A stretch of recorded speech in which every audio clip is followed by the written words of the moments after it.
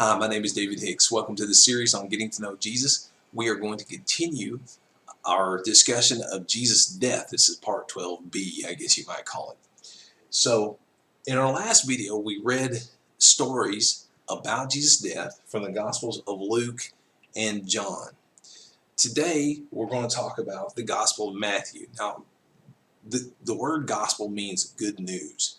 And so, the 4 books of the Bible, and remember, the Bible's a collection of writings. It's not just like one novel. It's a collection of various writings, various types of writings. Matthew, Mark, Luke, and John are all biographies about Jesus and his life.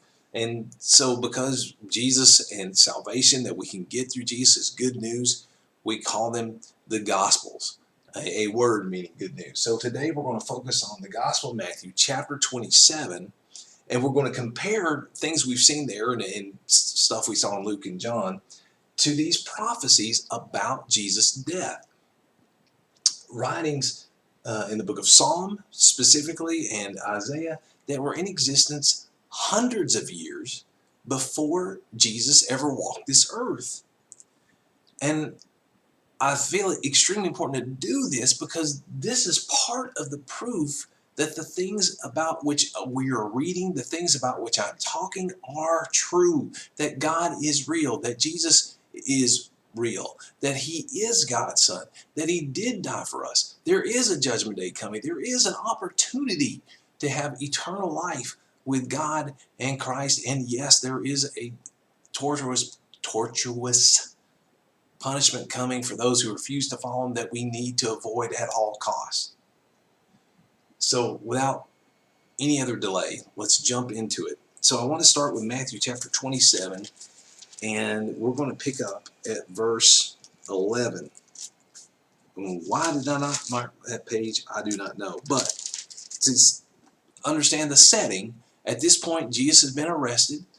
It was the religious leaders of the day who had Jesus arrested, who wanted to crucify him. And we're going to talk a little bit more why in a minute. And so now they brought him before Pilate, the Roman governor, in order to get permission from Pilate to crucify Jesus, the Roman form of execution. So they've drugged Jesus before Pilate. And here we go, Matthew 27, verse 11. Meanwhile, Jesus stood before the governor, and the governor asked him, "Are you the king of the Jews?" "Yes, it is as you say," Jesus replied. When he was accused by the chief priests and the elders, he gave no answer. Then Pilate asked him, "Don't you hear how many things they are accusing you of?" But Jesus made no reply, not even to a single charge, to the great amazement of the governor. Now it was the governor's custom at the feast to release a prisoner chosen by the crowd. At that time they had a notorious prisoner called Barabbas. So when the crowd had gathered, Pilate asked them, "Which one do you want me to release to you, Barabbas or Jesus, who is called the Christ?" For he knew it was out of envy that they had handed Jesus over to him. All right, what have we seen here? Lots of things. Jesus is on trial, and he's not saying anything to defend himself. He's just sitting there. He's just being silent. The one question he answered was when Pilate asked him, "Are you the king of the Jews?" Jesus' answer, "Yes, it is as you say." Now, he's not just the king of the Jews, he's the king of all humanity. But yes, he is the king of the Jews. Now, Pilate was amazed and when all these accusers came before him that Jesus kept silent. And so finally, Pilate comes up with an idea. He hates the situation that he's in. He's trying to get Jesus out of this because he sees that Jesus is an innocent man. And so he has an idea. At that time, during that feast, it was a tradition that he would set a prisoner free for them. So he comes up with probably the worst, most notorious criminal that he had locked up in jail. Whether he was the worst or not, I can't say definitively, but he was definitely notorious. Barabbas. The man was, let's see, it mentions here that, well, it just says he was notorious. I think we read last week he was a murderer. He had started an insurrection. So anyway, he sets Barabbas on one side, Jesus on the other, and says, "Who do you want me to set you free, Barabbas or Jesus?" And it's, It's almost like saying, who do you want me to set you? Well, it's not as bad as saying, here's God and here's Satan. I'll give Barabbas a little bit of credit for not being Satan himself, for not being that bad. But I mean, he's trying to, good guy, bad guy. Surely you're going to choose the good guy, and yet they wanted Barabbas to go free, and instead they wanted Jesus to be crucified. Now, verse 18, Pilate, it says this. Why did Pilate do this whole Barabbas Jesus thing? Pilate said, for he knew it was out of envy that they had handed Jesus over to him. Envy. The religious leaders of all people wanted Jesus dead because they envied him. In their minds, to me this says, in their minds, they felt like, okay, we've served God all our lives. We're faithful to God. We're good people. We're righteous. We're not like all these riffraff that you see around town. And yet here's this Jesus guy, and he's walking around and he's, giving sight to the blind. He's making the deaf hear. He's casting out demons. He's raising the dead. He's doing all sorts of all these miracles. Why am I not doing these things? He's getting all this attention. Why am I not getting that attention? I think when saying it was because of envy, those were the kinds of things that they were envious about when it came to Jesus. And so they delivered Jesus to Pilate to be crucified. So verse 19, while Pilate was sitting on the judge's seat, his wife sent him this message. Don't have anything to do with that innocent man, for I have suffered a great deal today in a dream because of him. So Pilate's own wife had some sort of nightmare, and she sends a messenger to Pilate and says, don't have anything to do with this innocent man. I've suffered in this dream because of him. Verse 20, but the chief priests and the elders persuaded the crowd to ask for Barabbas and to have Jesus executed. Which of the two do you want me to release to you? Asked the governor. Barabbas, they answered. What shall I do, then, with Jesus who is called Christ? Pilate asked. They all answered, crucify him. Why? What crime has he committed? Asked Pilate. But they shouted all the louder, crucify him. When Pilate saw that he was getting nowhere, but that instead an uproar was starting, he took water and washed his hands in front of the crowd. I am innocent of this man's blood, he said. It is your responsibility. All the people answered, let his blood be on us and on our children. Then he released Barabbas to them, but he had Jesus flogged. In other words, he had Jesus beaten with whips and handed him over to be crucified. If I was of Jewish descent, which I am not, I'd read this and say, gee, thanks, Mom and Dad, for saying, let his blood be on us and on our children. I mean, thanks, ancestors. Yeah, appreciate that. Not. Okay, verse 27. Then the governor's soldiers took Jesus into the praetorium and gathered the whole company of soldiers around him. They stripped him and put a scarlet robe on him, and then wove a crown of thorns and set it on his head. They put a staff in his right hand and knelt in front of him and mocked him. Hail, King of the Jews, they said. They spit on him and took the staff and struck him on the head again and again. Remember, he's wearing the crown of thorns as they strike him on the head. After they had mocked him, they took off the robe and put his own clothes on him. Then they led him away to crucify him. I said this in our last video, which it kind of reminds me of something. You see these exclamation points? In my last video, I wrote Psalm 23. That's wrong. It's Psalm 22 that we're going to be looking at. I may have to go back and redo that last video, but that got me totally sidetracked.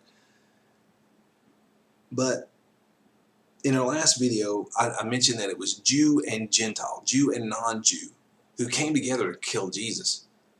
Jew and non-Jew alike mocked Jesus, spat on Jesus, hit Jesus, made fun of Jesus. You name it. It wasn't just Jews who killed Jesus. It was symbolic of all humanity, that we are all responsible for the death of Christ. All right, let's keep going. As they were going out, this is verse 32, they met a man from Cyrene named Simon, and they forced him to carry the cross. So Jesus was so weak from all the beating and the torture. Normally he would have had to carry his own cross all the way out to where they were going to crucify him. Obviously, they would have tried to have Jesus carry the cross, and it was too heavy for him. He couldn't do it. He was too weary, beaten down. I mean, after all, you're laying a cross on the back of somebody who'd been scourged with whips. He just couldn't do it. So verse 33, well, they had someone else do it for him. So verse 33, they came to a place called Golgotha, which means the place of the skull. There they offered him wine to drink mixed with gall. If I remember correctly, gall would have eased some of Jesus' pain. But notice what happens. But after tasting it, he refused to drink it. When they had crucified him, they divided up his clothes by casting lots. Take note of that, okay? Casting lots, again, it's like throwing dice or something, and whatever comes up, hey, you would get this if it turns out to be this, you would get that if it turns out to be that. That's the kind of thing they were doing with Jesus' clothes. And sitting down, they kept watch over him there. Above his head, they placed the written charge against him. This is Jesus, the King of the Jews. Pilate had that written and put above his head, the accusation as to why he was being crucified. He was the King of the Jews. Two robbers were crucified with him, one on his right and one on his left.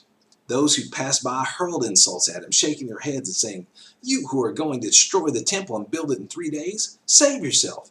Come down from the cross if you're the Son of God." Now, this is a reference to something Jesus said and you read about it in the Gospel of John chapter 2, if I'm not mistaken, where Jesus said, "Destroy this temple and in 3 days I will raise it up."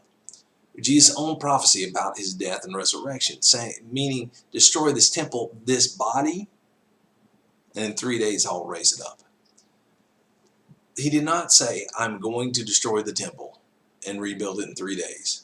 It was a twisting of what he'd said, a misquote.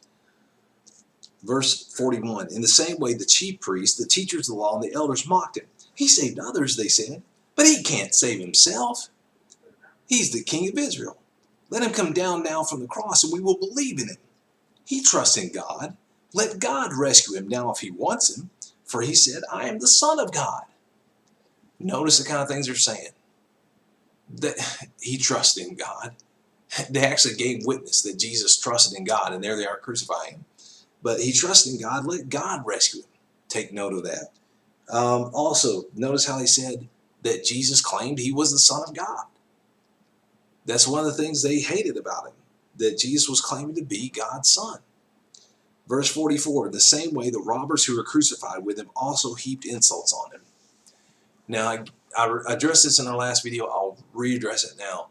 In Luke's version, when you dig into the details, there was actually a thief that stood up for Christ and defended Jesus. So much so that Jesus said, when he asked Jesus for Jesus to remember him, and Jesus said, "Today you will be with me in paradise," meaning that thief was saved. When he died, his soul went to a place that Jesus described as paradise. So, how do you reconcile what Luke said with what Matthew said? Look, I don't know. I honestly don't know. Either Matthew is just throwing a just real general statement out there, and he's not really bothering to get into the details where you might say, well, technically what actually happened was, or the thief didn't know that it was the Jesus being crucified with him. There would have been other people named Jesus during that day. It wasn't a extremely unique name. Maybe he didn't realize that this was the Jesus being crucified. Maybe he made some jokes, or didn't just. Bottom line, what I'm trying to say here is he didn't know that this was the Jesus. Maybe he made some jokes, but then when he came to realize it was the Jesus, then he stood up and said, "Whoa, this guy's innocent." So I don't know. I don't have a good explanation. I'll say this much. Sometimes, if you take this whiteboard and you put just put a line on one side. You put evidence for God and Jesus and points for God and Jesus on this side, and put points against. Unfortunately, on this one, I would take it, I'm just trying to be honest here, I'd put it as a point against. But I've seen so many points for God and Jesus as this being the truth, that this one doesn't trump all these others that I've seen. And so Again, I wish I had a better explanation. I don't. But I've seen so much about God and Jesus in my life and in the scriptures that I trust him even though there are things I don't always understand. So just let me give that testimony. All right, let's keep going. Because trust me, you read the rest of this video, you'll see many points forward. From the 6th hour until the 9th hour, darkness came over all the land. So here it is, the middle of the day. It's dark. About the 9th hour, Jesus cried out in a loud voice, Eli, Eli, lama sabachthani, which I'm sure I butchered that, which means, my God, why have you forsaken me? Jesus is on the cross. He's crying out to God, saying, why have you forsaken me? And forsaken didn't really hit home with me. Ironically, this verse meant more when I learned it in French. I had to learn French because I was doing mission work in a French-speaking area of the world, Benin. Love it. But anyway, that's another story. But it's in French, it's Pourquoi m'as-tu abandonné? Why have you abandoned me? That resonated more with me. Jesus felt forsaken. He felt abandoned by God. And indeed he was. God had to keep hands off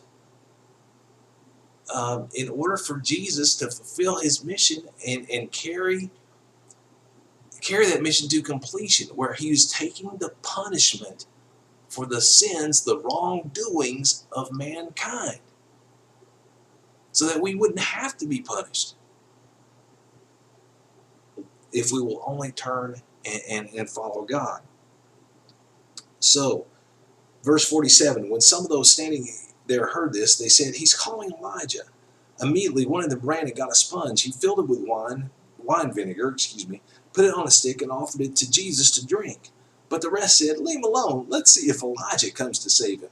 Elijah was the greatest prophet, I think, at least of all the prophets that we know about and we've been told about. Yeah, actually, there's evidence that he was the greatest prophet period of the Old Testament, of the days before Christ. And when Jesus had cried out again in a loud voice, he gave up his spirit. He gave up his spirit. He died after crying out with a loud voice. At that moment, the curtain of the temple was torn in two from top to bottom. The earth shook and the rocks split. Now, after this, some crazy things start to happen. The tombs broke open, and the bodies of many holy people who had died were raised to life. They came out of the tombs, and after Jesus' resurrection, they went into the holy city and appeared to many people. When the centurion and those with him who were guarding Jesus saw the earthquake and all that had happened, they were terrified and exclaimed, surely he was the Son of God. All right, so there's some off-the-wall crazy stuff that happens here, even to the point that some holy people, after Jesus rises from the dead, we'll get to that story in their next video, they rise from the dead and give witness. That's the only place in all the Bible where that's mentioned, so I can't tell you any other moment than that, other than, wow, it's off the chain. But when Jesus died, there's this earthquake, and the centurion sitting there looks at this, everything that happened, and he looked at Jesus, and he felt like, surely this was God's Son. Now, let's compare everything we've read here, and maybe some things that came up in our last video, to Psalm 22, a psalm written by David the king. David was a king of Israel before Israel divided up into two nations. Remember, Israel was the descendants of Jacob, aka Israel, Abraham's grandson. David was a songwriter, and Psalm 22 is the lyrics to one of his songs. Psalm 22 starts out verse 1, my God, why have you forsaken me? The very words we hear Jesus say on the cross, written here. Why are you so far from saving me? So far from the words of my groaning? Oh my God, I cry out by day, but you do not answer, by night, and am not silent. Sometimes, again, we do feel, you go through, as a follower of God, sometimes you do feel like God's not answering. You feel like you're crying out and your cries aren't being heard, it is unfortunate. It is part of the experience. But like Jesus kept trusting God despite that, I encourage you to keep trusting God when you're in those moments. Yet you are enthroned as the Holy One. You are the praise of Israel. And you, our fathers, put their trust. They trusted you, and you delivered them. They cried to you and were saved. In you they trusted and were not disappointed. But I am a worm and not a man, scorned by men and despised by the people. Remember the scene of Jesus dying, scorned by men, despised by people. All who see me mock me. They hurl insults, shaking their heads. Verse 8, he trusts in the Lord. Let the Lord rescue him. Let him deliver him, since he delights in him. Here is a quote, almost verbatim, of what Matthew said that people were saying to Jesus as he was dying. He trusted in the Lord. He trusted in God. Let God rescue him. That was written in a psalm hundreds of years before it ever happened. Verse 9, yet you brought me out of the womb. You made me trust in you, even in my mother's breast. From birth I was cast upon you. From my mother's womb you have been my God. Do not be far from me, for trouble is near, and there is no one to help. Many bulls surround me. Strong bulls of Bashan encircle me. Now this isn't little. The people surrounding Jesus, they were like bulls. Roaring lions, tearing their prey, open their mouths wide against me. I am poured out like water, and all my bones are out of joint. My heart is turned to wax. It is melted away within me. My strength is dried up like a potsherd, and my tongue sticks to the roof of my mouth. You lay me in the dust of death. Dogs have surrounded me. A band of evil men has encircled me. They have pierced my hands and my feet. A description of Jesus' death. His crucifixion. They pierced his hands. They pierced his hands. They pierced his feet. That's how Jesus died. Verse 17, I can count all my bones. People stare and gloat over me. They divide my garments among them and cast lots for my clothing. Exactly how it's described. They divided Jesus' clothes. They cast lots for his garments. Verse 19, but you, O Lord, be not far off. O my strength, come quickly to help me. Deliver my life from the sword, my precious life from the power of the dogs. Rescue me from the mouth of the lions. Save me from the horns of the wild oxen. I will declare your name to my brothers. In the congregation I will praise you. You who fear the Lord, praise him. All you descendants of Jacob, honor him.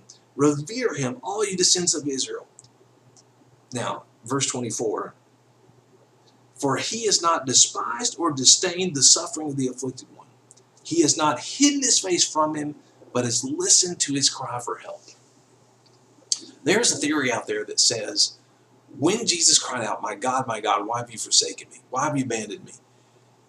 The reason Jesus was crying that was because at that moment, it was so painful for God to look at the death of Jesus that God turned his face away.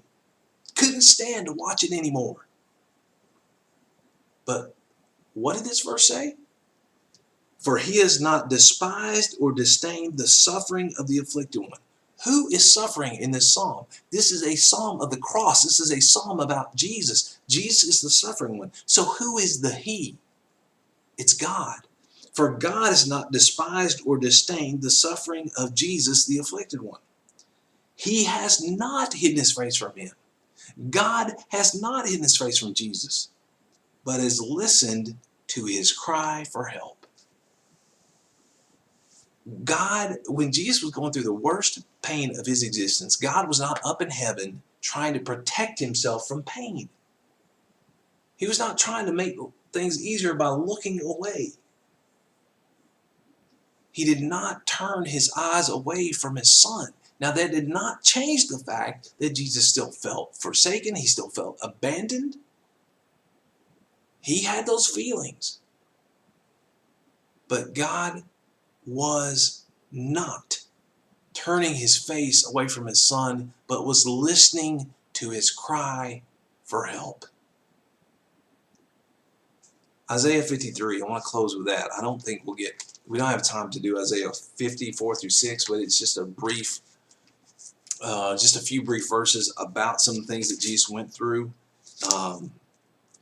But Isaiah 53, I'll just read that and close with that and just highlight just a couple of things we see there that reference Jesus' death. Verse 1, who has believed our message, and to whom has the arm of the Lord been revealed? He grew up before him like a tender shoot, like a root out of dry ground. He had no beauty or majesty to attract us to him, nothing in his appearance that we should desire him. He was despised and rejected by men, a man of sorrows and familiar with suffering. Like one from whom men hide their faces. Ironically enough, men hiding their faces from Jesus, not God.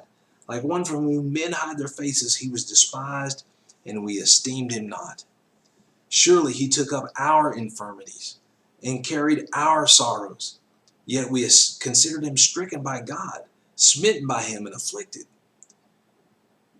It's the picture of the Father punishing the Son. And then for those of you who are fathers, and you've had to discipline your child, especially those of you old enough that it was done in the corporate punishment fashion, sometimes that's done out of an evil heart, but sometimes it's done because you love your son, and in those cases, you were trying to correct it. That was not what was going on here, but that's kind of the imagery you get.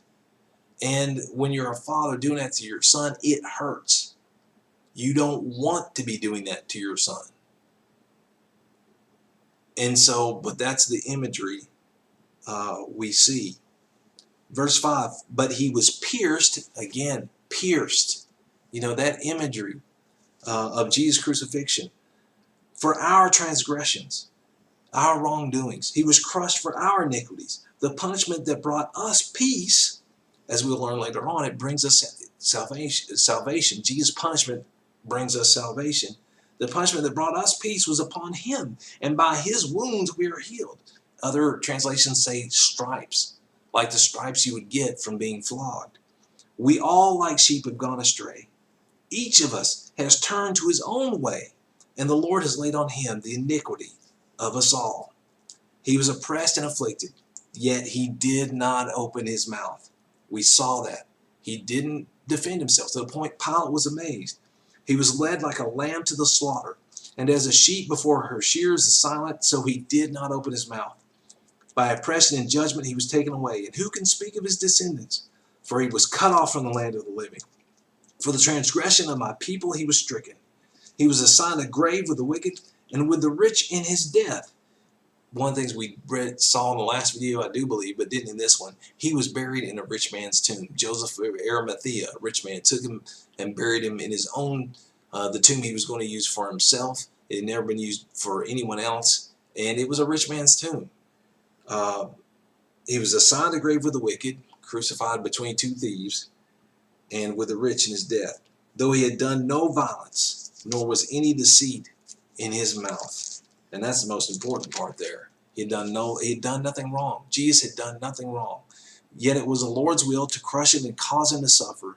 And though the Lord makes his life a guilt offering, he will see his offspring and prolong his days, and the will of the Lord will prosper in his hand. After the suffering of his soul, he will see the light of life and be satisfied. By his knowledge, my righteous servant will justify many, and he will bear their iniquities. Therefore, I will give him a portion among the great. The reward is coming. I will give him a portion among the great, and he will divide the spoils with the strong, because he poured out his life unto death and was numbered with the transgressors. For he bore the sin of many and made intercession for the transgressors. What did Jesus plead in last week, in our last video? Jesus was on the cross saying, Father, forgive them, for they do not know what they do. And yet here, and what do we see here? For he bore the sin of many and made intercession for the transgressors. He interceded on behalf of the sinners. He interceded on behalf of those who were crucifying him.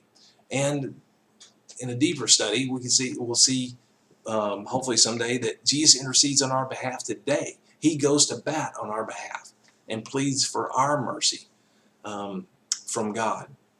So anyway, I hope you see that these prophecies here are spot on in detailing the death of Jesus. They were in place long before Jesus ever came.